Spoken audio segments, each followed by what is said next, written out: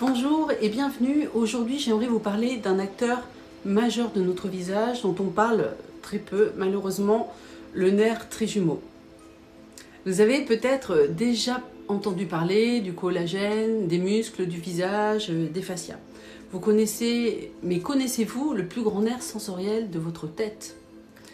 Eh bien voilà, c'est lui. Eh bien voilà, c'est bien lui. Il s'appelle le nerf trijumeau. Et il pourrait expliquer pourquoi certaines personnes ont constamment l'air fatiguées, tendues ou sévères, alors qu'elles ne le souhaitent absolument pas. Car le visage, ce n'est pas seulement une histoire de peau, mais c'est aussi une histoire de cerveau.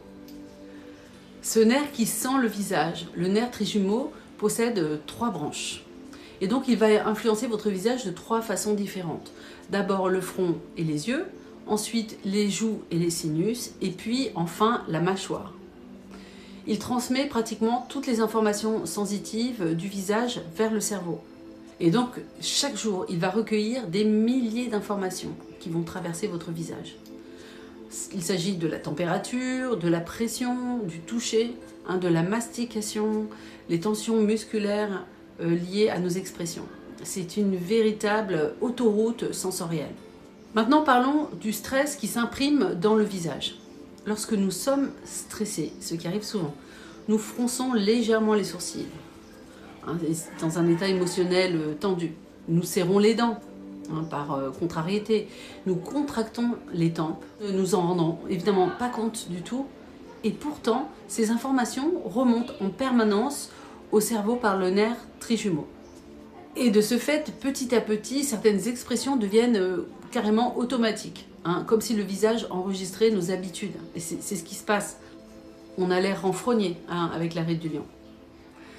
Pourquoi certaines personnes ont l'air fatiguées, même au repos? Donc on va poursuivre un petit peu sur ce sujet. Il existe ce qu'on appelle l'expression de repos. Visage relâché, certaines personnes paraissent détendues naturellement. Et d'autres semblent sévères, inquiètes ou fatiguées.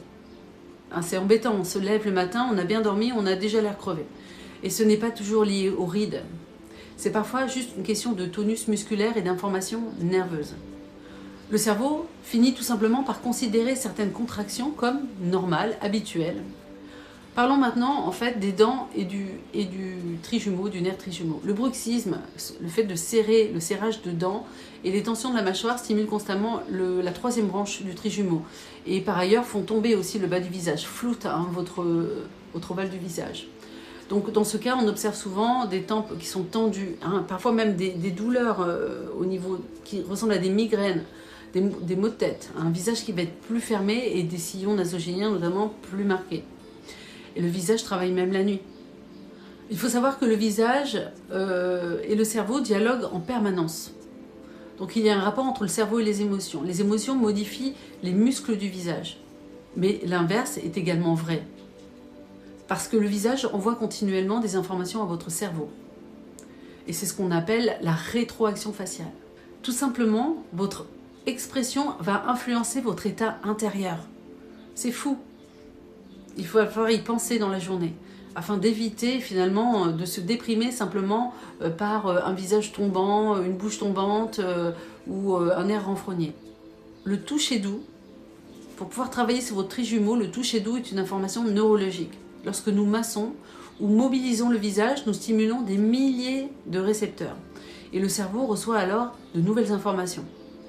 Et cela va complètement à l'encontre de l'idée reçue qu'il faut énergiquement travailler votre visage. C'est faux, c'est la douceur qui prime.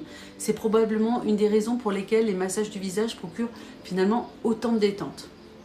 De plus, le nerf trijumeau est totalement en relation avec le nerf vague. Il ne travaille pas tout seul, il va travailler avec le nerf vague. Il va dialoguer avec ce nerf qui est impliqué dans la détente et la récupération. C'est super important.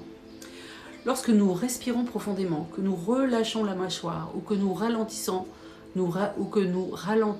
tout le système nerveux peut enfin se rééquilibrer.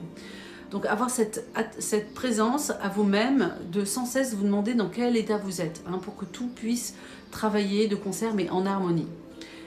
Et je pense vraiment que dans les années à venir, nous parlerons moins de lutter contre les rides et davantage de neurosciences faciales, du système nerveux, de sommeil, de qualité du sommeil, de la gestion de nos émotions et de mobilité au niveau des fascias. Le visage n'est pas isolé, il fait vraiment partie d'un système vivant extraordinairement intelligent. Finalement, si la beauté n'était pas seulement une question de peau, comme vous pouvez le voir, mais quelque chose de beaucoup plus complexe, et s'il était aussi l'expression d'un système nerveux plus paisible. En fait, il n'y a pas une chose à travailler, mais c'est plein de choses ensemble que nous mettons dans la méthode. Dans les prochaines vidéos, nous explorerons évidemment d'autres sujets qui sont fascinants, comme le système glymphatique, non pas lymphatique, glymphatique, les oreilles, le rythme ultradien et des ligaments, parler des ligaments profonds du visage. Parce que votre visage a encore beaucoup de secrets à vous révéler.